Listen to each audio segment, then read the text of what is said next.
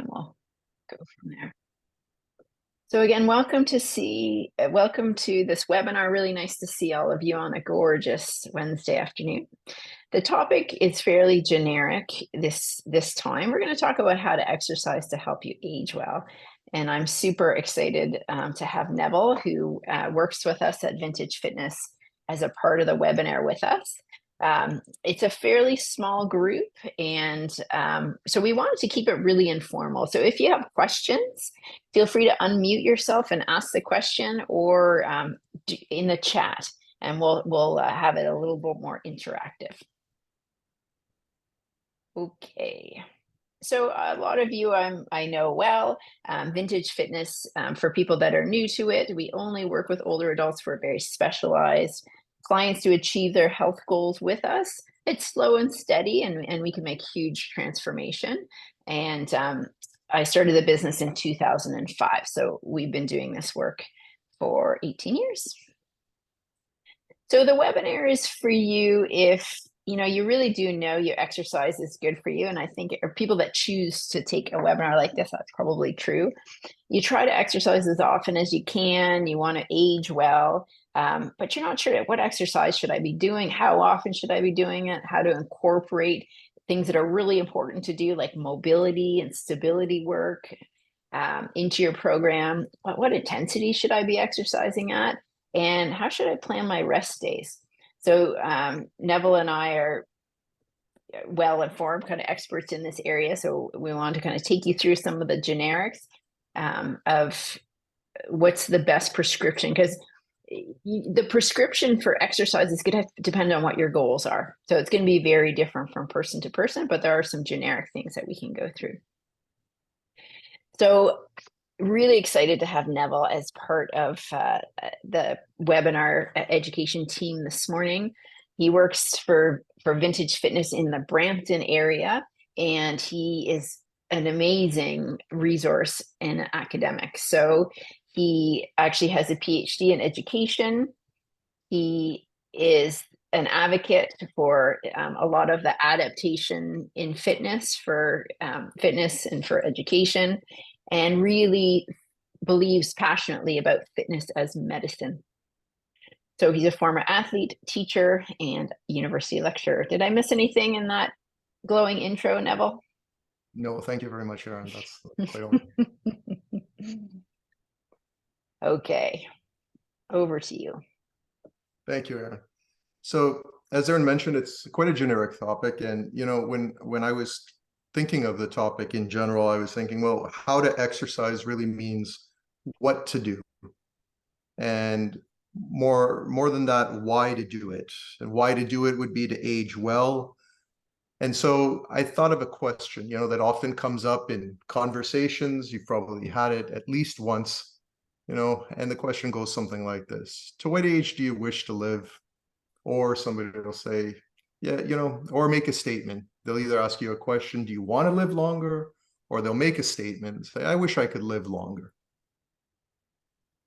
And the thing about those two questions is you'll either get as a response a certain number.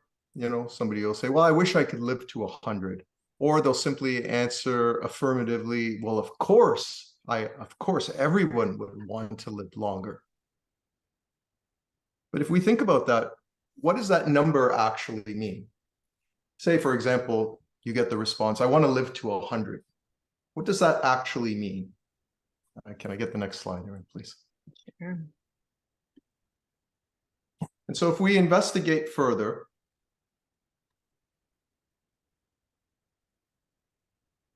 we should ask, what's behind that number? If somebody gives you a response, I want to live to 100, I want to live to 110. More than that, what does that number look like? What does that number feel like? So rather than quantitatively, qualitatively, what's behind the number? What does it look like? What does it feel like? And in fact, what's behind this desire to live longer? Because is it per se living longer, or is it aging well? Next slide, please, Erin. And so what we really mean by living longer, I think we can all agree, is aging well, because no one wants to live longer if they can't age well and appreciate the longevity that comes with that idea that I want to live to 100. Well, of course, but most people desire a quality of life. Most people envisage longevity alongside wellness. Next slide, please, Erin. So what's aging well? Well, aging well is the same as being healthy, but we have to think about that. We have to break that down, and there are several categories.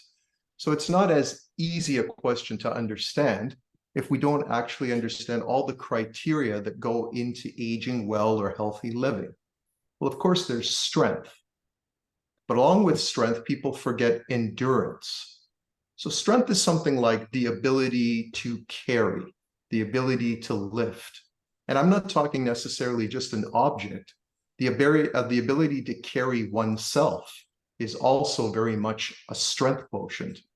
Endurance, the amount of time you can carry on that activity, whether it's a muscular activity, lifting, pulling, pushing, right? Or simply an activity that requires doing something while you're seated, still requires muscular force and strength. And of course, there's flexibility, being able to appreciably stretch your arms, your limbs away from median, away from your body, right? And of course, there's also durability and recovery. And as we age, these are two things that are often forgotten.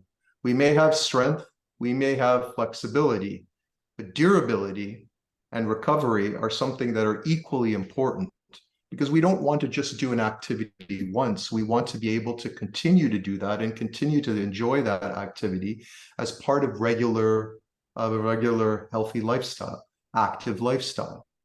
And Neville, can you give a couple examples? Because I think some people might be thinking, how do I become more durable? Like, how do I actually practically on a day-to-day level improve my durability and my recovery? Sure, and that's a great question, Erin. You're absolutely right. And on the next slide, I'm going to go into a bit more specifics. But for now, you're right. I can definitely address that question. Durability and recovery, when I'm thinking about that, I'm thinking about, when you go out to do something, like you've gone to do a 5K hike, or you've just gone to, do something that you're not normally including in your weekly activities. You do it with friends. It could be even something as like going on a family picnic, participating in some activities, playing with your grandkids, maybe going to aquafit or a swim class, trying something else out like that. And then the next day, you feel this ache, you feel this pain. And psychologically, what happens to someone when they do that and when they feel that is they feel, oh, I'm not strong. I'm not able to do this activity. But of course, that's not really what's happening. What's happening is your body is telling you that you've accomplished this activity, but perhaps you need to increase your strength and your ability to have muscular endurance and flexibility through this activity so that you can continue to participate in this activity regularly through the week. So durability and recovery are really important, because just like when we're younger, when we're older, the same thing applies. We want to be able to accomplish the activity and not be paying for it 2 or 3 days later. And variety is amazing for your body, I think, and for your brain. So we'd encourage a lot of variety, trying new things. We just making sure that you have a stable base. And then from that stable base, you can try lots of different new activities. And your body likes to move in different ways as long as there's stability to start. Right. That's a great point. That's a great point. And alongside what Erin just said, these next two things on the list are very much intertwined with what you just said. Agility and coordination. Right. And agility and coordination are, again, important at any age, but especially as we get older, right? It's not necessarily the ability to do something quickly. It's the ability to change direction and change motion, right? So there are like 3 planes of motion: up and down, across, transverse, or lateral, right? And so what we want to do is, as we age, we want to be able to move in all of these planes of motion. We want to be agile enough so that, for example, we don't just lift our hands up and down, but we're able to move side to side. And in fact, we're able to say, for example, move our torso one way while moving our hand the other way. So these things, when we're younger, we take these things for granted. But as we get older, our movement, our range of motion becomes restricted. And so these categories of fitness are extremely important for aging well: agility, coordination, balance, of course, and as Erin pointed out, adaptation. And adaptation can be the involvement of different activities within your fitness regime and your lifestyle, but also a cognitive ability, a cognitive adaptation, the ability to problem solve, the ability to apply what you know within an activity. And what does all this do when you have all of these categories of fitness, of health, of aging well? This leads to greater confidence. Greater confidence, of course, leads to greater desire to continue to do things, to try to do things. It's empowering, of course, because it also removes inhibitions, right? And then that contributes to that idea of aging well and enjoying that number, that longevity, which, of course, the bottom line to all of this is your personal autonomy, aging well, right? And having self-regulation, the ability to age well, perhaps to age at home, to continue to age at home, and to continue to be, to take part in activities that you want to do. So this all contributes to functionality. It provides, like Erin said, the foundation, and it ensures something that is scalable. What I mean by that is we start with one activity that leads to greater challenges, greater possibilities. And again, I've given some examples here for how we can apply some of these categories: strength, endurance, flexibility, and so forth. And they're straightforward: reaching up, reaching behind, bending, turning, walking, any sudden movements, right? Any movements requiring repositioning, and increasing muscular endurance, meaning the ability to sustain effort. And some of the things that made me start thinking about is how we train agility, coordination, and balance for different people. So right. It can be something like our frail older adults. We would train it because agility for them is to be able to step up onto a curb, right, see the curve properly, have the mobility in their hips, have the agility in their bodies and reaction time to be able to step up on the curve, and if they miss the curve, catch themselves. So that actually we would train agility, coordination, and balance in that example. From our younger clients, there's pickleball as the rage would be an example where someone right. has been invited to play pickleball and they want to play, but they want to play well, and they want to play that they're not injured the next day. That's a lot of pivoting. That's a lot of turning. You're reaching. So that would be another example where you should really be looking at how am I training my agility, coordination, and balance. And there's certain activities that Tai Chi is a good example. Dance is a good example. Are you incorporating different things in your fitness regime that trains not only my moving up and down, I'm walking, I'm doing one plane of motion? Am I doing things that moves me side to side? Am I doing things that takes a bit of coordination, which is great for the body, but good for the brain as well? And am I training my balance? Absolutely critical. And balance training, to assess balance, you stand on one leg, but that's not always how you train balance. So if you have someone that's training balance and all they do is have you stand on one leg, they don't know tons about balance training, I would say. Absolutely. Yeah. Okay. Do you guys have any questions so far, either on chat or you can unmute yourself and ask a question if one's popped up for you?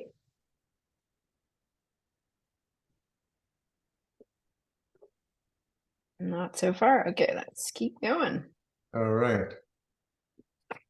So if those are the categories that we just talked about, what are the requirements? So now we know the categories, and it might seem overwhelming because as Erin and I were having this conversation, as you guys were listening, you're thinking, wow, there's so many things to do.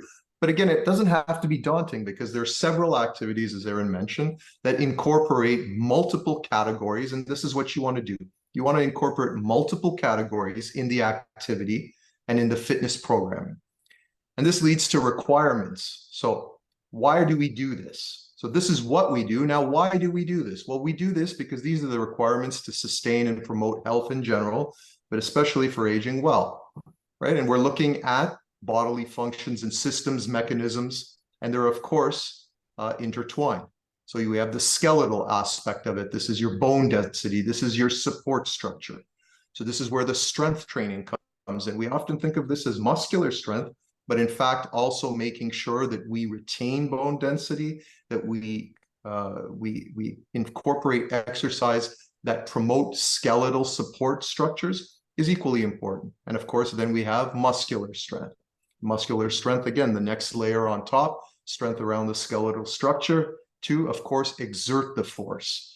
Now, once we've got the base with the skeletal structure and the muscular packing, of course, we need the movement. And here we get the joints and the next categories, the tendons and the ligaments. The joints, of Neville, course. do you want to give an example of tendon and ligament? Because I think skeletal and muscular joint people are probably pretty familiar with. But if I was going to think about building endurance in my tendons and ligaments, what kind of activities would you suggest there?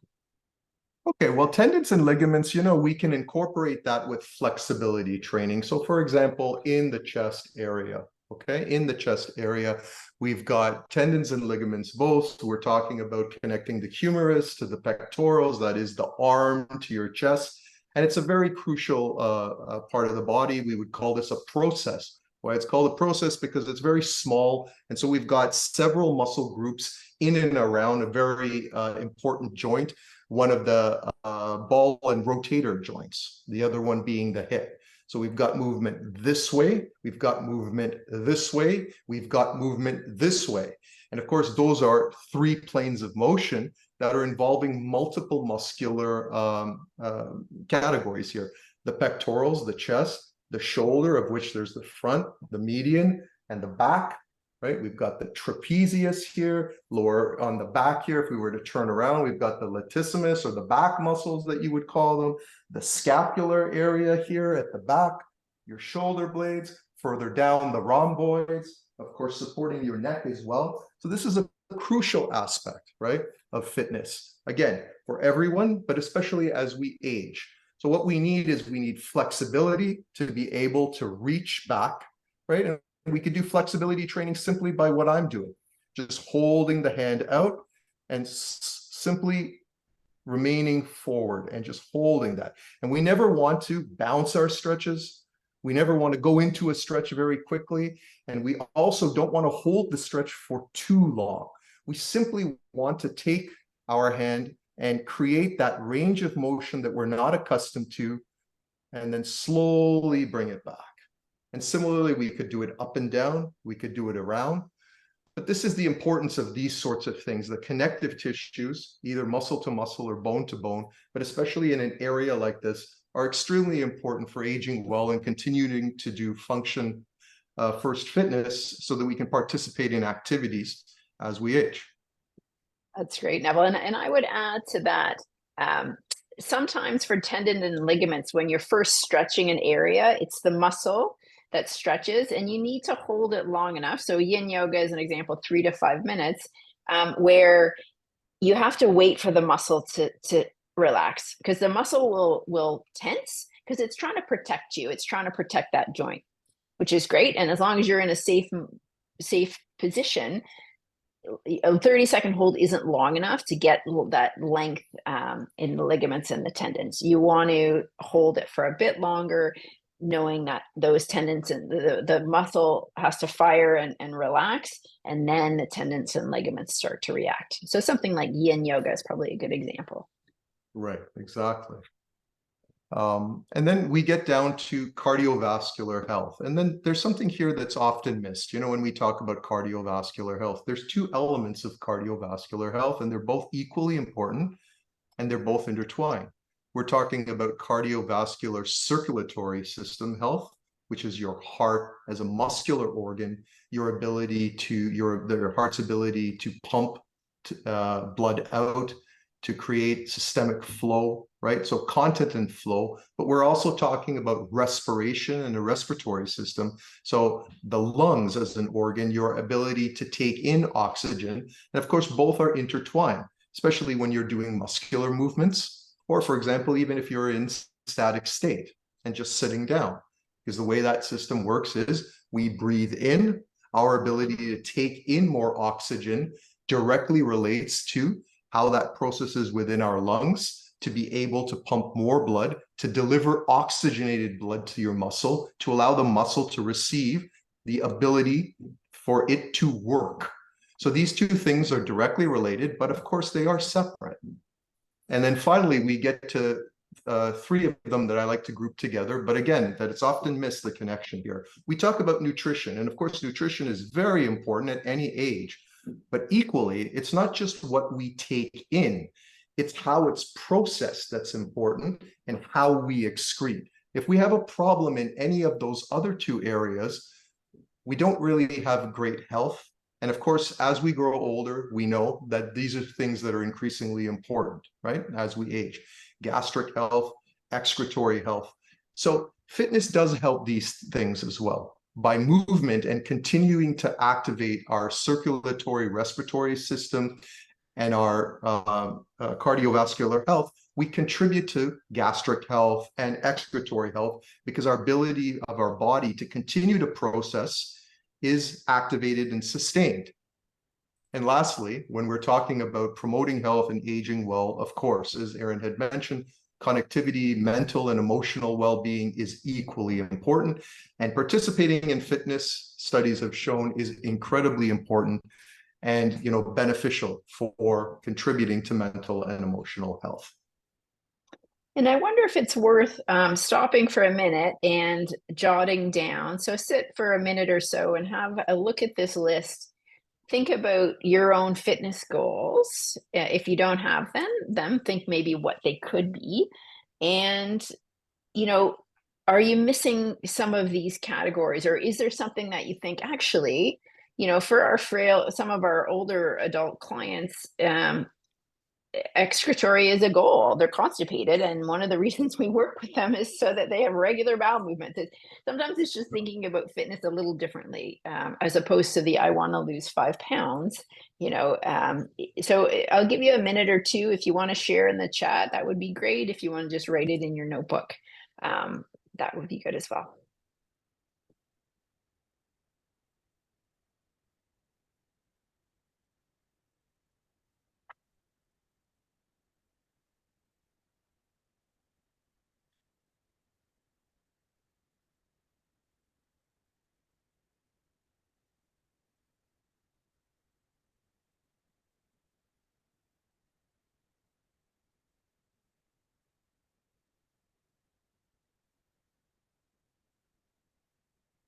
Sometimes being specific is helpful. The general goals don't tend to be super successful, like I want to get stronger, or getting a bit specific, especially linked to an activity. So I want to be able to climb up the stairs and not feel winded, not have to stop. I want to play pickleball when someone asks me. I want to be able to sit on a flight and feel okay after that. I want, whatever it is for you. So another 30 seconds or so.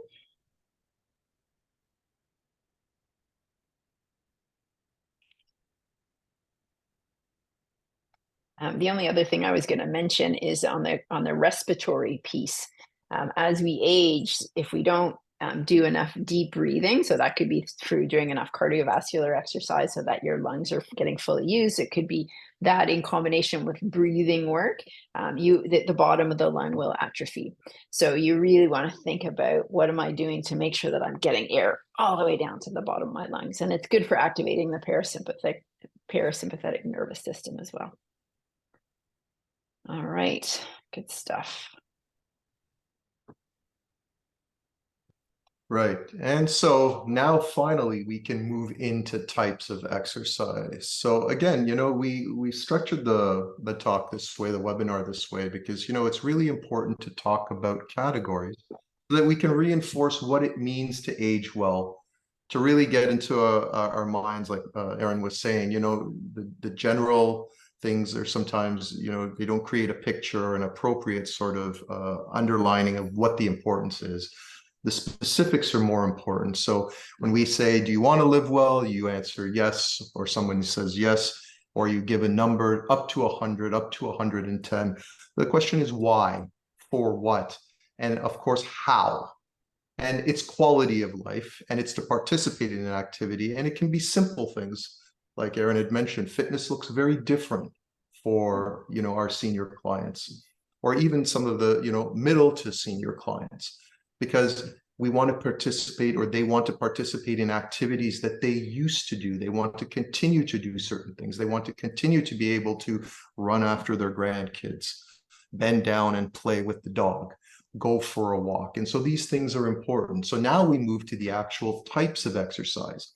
And for those sorts of things, in any program, we need to incorporate stability training. Stability training is extremely important. And what does stability training look like? It looks simply like rooting, being able to root, being able to stand and feel stable.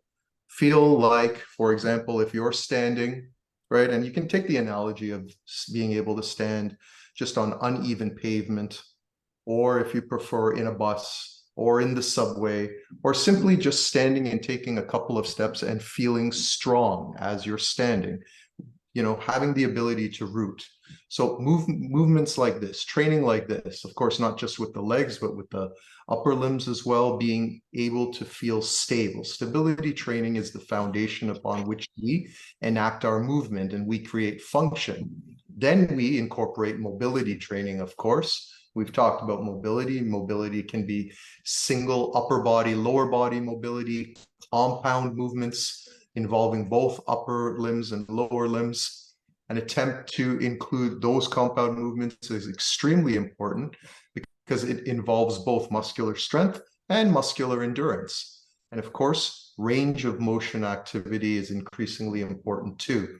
As we age, our range of motion, we may retain strength, but our range of motion contracts. And often when we get injured in that range of motion that we don't have. So we're able to, for example, still do this, take our hand out to the side. But for example, if we're driving and we reach back, right, all of a sudden you'll feel a pull. Why? Well, that's that range of motion restriction. And that's exactly where that injury is going to occur. So we need to incorporate range of motion training as well. And remember that muscular endurance may be more important than muscular strength. And what do I mean by that? When we think about muscular strength, again, we think of power, the ability to exert force. But as we age, right, we don't necessarily need the ability to exert so much force as we require the ability to continue to.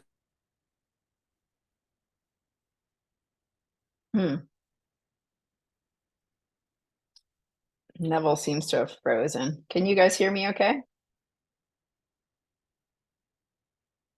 Can hear you, just not Neville. Okay, all right. All right, I will continue on the slide until he joins us back. So changing, we talked a bit about this earlier, so revising programming as much as you can and changing your activity. So not doing the same thing over and over again, making sure that you're adding different movement patterns, something that's harder for cardiovascular, something that's a bit more stability focused, something, so that it's not, I go for a walk every day and that's great, but what else are you doing? How can you incorporate change in your programming? Thinking about where you have, like before the injury happened, the example that Neville gave with the shoulder, where do you have range of motion issues, and deal with that before that tendon tears is really important. And the social piece, I mean, the impact of doing this work with other people, it's huge in terms of accountability and just fun and mental health as well. Okay, so in terms of frequency and intensity, it's very dependent on the person. So if there's an individual where you're starting from and what your goals are, but it's really important for you to have a goal, so that and not only have the goal, but if you have a goal and you actually don't know where you're starting from, it becomes a little bit difficult to traverse the goal. So one of the things we do with our clients is we do an assessment so we understand, okay, where are you now in terms of your balance, agility, strength, range of motion, and then not where do you want to get to. You know, you don't know how much strength you want to gain, obviously, but you know what activities you want to do. So you want to play pickleball. Okay, what, and then we break that down. Okay, what does that mean? So if you're here now and this is your goal, what intensity do you have to work at? What frequency do you have to work at? All of that is incorporated with where you want to get to, of course. I always say when we start working with clients, if you need to do your exercise homework, if we could do the exercise homework for you, the sessions would be $1,000 each, right? Your body's got to move. So when you're committing to exercise, it's important that you really do the exercise homework, because doing it once a week with the trainer, you're just not going to have the same benefits. And in fact, we don't even, unless someone's worked with us for a while, we don't do once a week training because people just weren't achieving their goals. Let me just check the chat here. Okay. So do you guys have questions about programming, about in your individual situations, or a few of you, I think, are trainers for your clients, in terms of frequency or intensity? So there's some guidelines. You should be moving every day. If you're retiring, think about it, like your part-time job. You should be doing Health Canada 65 plus 150 minutes a week. And think about, are you doing that? So you should be really doing something every day, for sure. So Neville looks like he's going to join us back in. So I'll just move on, but then maybe we'll go back and see if he, so I did your slides, but maybe you can just tell us. No, that's okay. This is the world of virtual. What were you going to emphasize on this slide? We'll see if we're in alignment. Well, you know, when we were doing the topic, and we were, you know, we had posted in the ad what type of exercise, how often, you know, how to incorporate mobility. I think we basically touched on that a bit more, how to incorporate mobility, reduce injury, what intensity and frequency. I wanted to point out that, you know, this is fitness. There's no, it's very, and I think as trainers, that's what we're. Sorry, Neville, I don't think your internet's super great. We're kind of hearing bits and pieces. So maybe you can add any extra things into the chat and I will move along. So there is just so many different ways to exercise. A good resource for you is the Vintage Fitness YouTube channel. So if you go to vintagefitness.ca and drop down to the bottom of that homepage, there's a direct link to our YouTube channel. I think we have 223 videos on there. So there's you know, lots of warm-ups. Dave doing a warm-up. There's hundreds of mobility. There's all the webinars. So if you're looking for some new ideas, it's a good place to start. I wanted to talk a little bit about mindset. So sometimes, and Steve in the group was texting about the challenges of motivating. So in general, your overall mindset will make a huge difference, obviously, to your mental health and the chance of you being able to motivate yourself to do exercise. So if you look at what the research says, so meta-analysis, so looking at all the research, or a lot of the research in the area, 70 studies showed that people that would identify themselves as optimists were less likely to die of all causes than pessimistic people. And it's kind of like, really? Like, why is that? And the other research study looking at men with more optimism had 25% reduced risk of cardiovascular disease than average. And I think the reason is that optimists, they take action. So the example that I gave, that building on Neville's, where I reach back in the car and realize I have reduced range of motion, I'm like, oh, I gotta I got to do some shoulder rolls here. I got to improve my range of motion. They take action. They believe their actions matter. They try, and continue to kind of keep trying, even when it's difficult and their life circumstances are challenging. They value and take better care of themselves. They tend to optimists for some reason, I'm not sure why, and research would show they sleep better. They build up more social supports around them, and even their bodies, some of their biological mechanisms, actually research shows are better. So your mindset has a huge part to play here as well. The other thing I'll mention is just some tips around what tends to work if you're trying to incorporate one of these new activities that Neville and I have been taking you through. So habit stacking, we've talked about this in former webinars. So if you take a habit that's really ingrained in your life and stack on a new one that you're hoping to develop.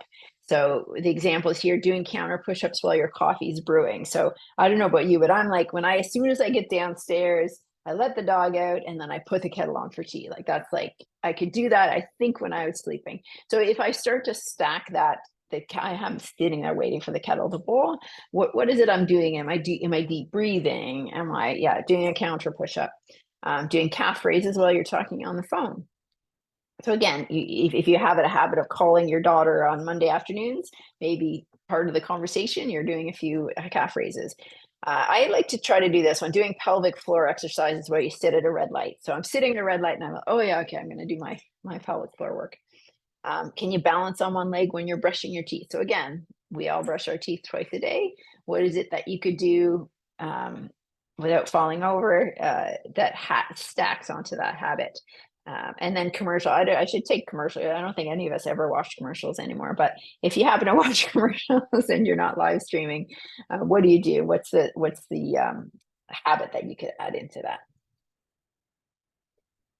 So again, if you're trying to change habits, some tips are really encouraging the way that you structure your life, making good habits easy and bad habits hard. So some of the examples given in Atomic Habits, like running shoes ready by the front door. So they're there, you don't have to find them, put your orthotics in, figure it all out. Taking batteries out of the TV remote control. So you actually have to find the batteries, if you're trying to reduce the amount of TV watching, for example. Make them attractive. So new shoes, you love the color, they fit really well. Connect it with a friend, so plan to walk with a friend. Build rewards in for yourself, and then just do small little things. Trying to change too much is overwhelming and doesn't tend to work. And then not relying on willpower. So willpower will last us maybe 30 days, but things like really anchoring it to a big why, which is often why when people say their big goal is losing 5 pounds, like that's only going to be motivating for I don't know, like for me, it's like for the morning. And then by the afternoon, I'm like, nah, forget it. 5 pounds doesn't do anything for me. But if it's something that's really important to me, an activity I really love, then all of a sudden it becomes really motivating. It's not willpower. I'm relying on that point. So I'm sure you guys have lots of ideas in that vein as well. So that's what we wanted to cover.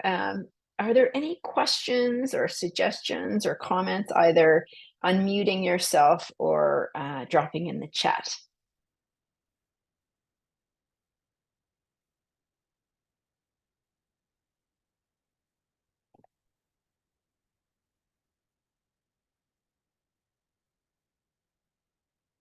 No.